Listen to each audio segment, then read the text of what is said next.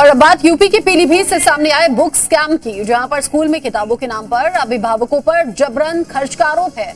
क्या शिक्षा कारोबार बनती जा रही है? ये खास रिपोर्ट देखिए और समझिए।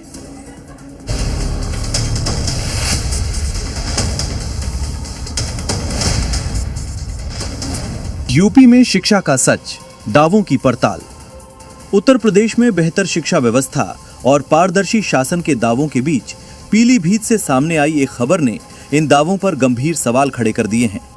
मामला एक प्रतिष्ठित निजी स्कूल के भीतर चल रहे कथित लूट के कारोबार का है, जहां अभिभावकों को मजबूर किया जा रहा है कि वो अपने बच्चों की किताबें सिर्फ स्कूल परिसर में लगाए गए तय काउंटर से ही खरीदें। शिक्षा के मंदिर कहे जाने वाले स्कूल में इस तरह की व्यावसायिक गतिविधि न सिर्फ नियमों का उल्लंघन है, बल्कि उस भरोसे को भी तोड़ती है जो अभिभावक अपने बच्चों के भविष्य के लिए स्कूलों पर करते हैं।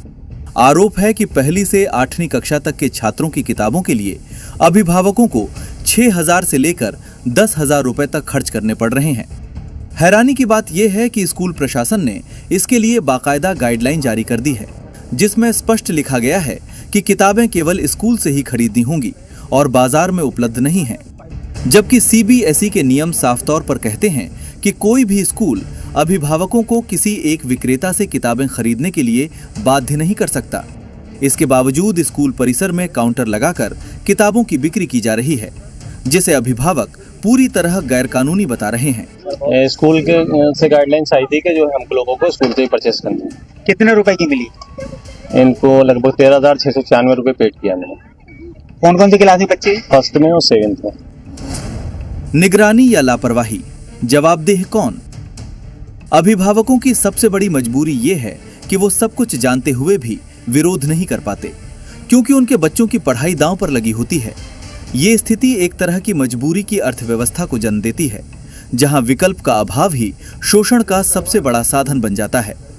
मध्यम वर्ग और निम्न वर्ग के परिवारों के लिए हर साल इतना बड़ा खर्च उठाना आसान नहीं है, लेकिन बच्चों के भविष्य के सामने वो चुप रहने को मजबूर हो जाते हैं। इस पूरे मामले में सबसे बड़ा सवाल निगरानी तंत्र पर उठता है।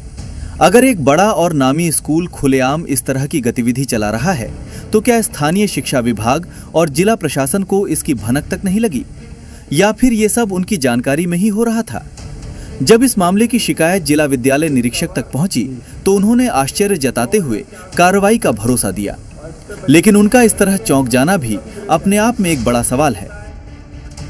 क्या सिस्टम इतना कमजोर हो चुका है कि उसे जमीनी हकीकत का पता ही नहीं चलता? आपके द्वारा हमारे संज्ञान में ला दिया गया है। हम इसे निरीक्षण करवाते हैं। अगर ऐसा पाया जाता है तो निश्चित रूप से जो भी दोषी होगा उसके खिलाफ नियमानुसार कार्रवाई की जाएगी। ऐसे नियम क्या है कि स्कूल में बुक्स बेची जा सकती? नहीं, स्कूल में कोई भी बुक्स बेच नहीं सकता है, ऐसा कोई नियम। ये घटना सिर्फ एक स्कूल तक सीमित नहीं है, बल्कि पूरे शिक्षा तंत्र में बढ़ते बाजारीकरण की तस्वीर पेश करती है। आज कई निजी स्कूल शिक्षा के साथ साथ यूनिफॉर्म, किताबें, ट्रांसपोर्ट और अन्य सेवाओं के जरिए अतिरिक्त कमाई के रास्ते बना चुके हैं। ब्रांड वैल्यू के नाम पर अभिभावकों से मनमानी वसूली की जा रही है और पारदर्शिता कहीं नजर नहीं आती।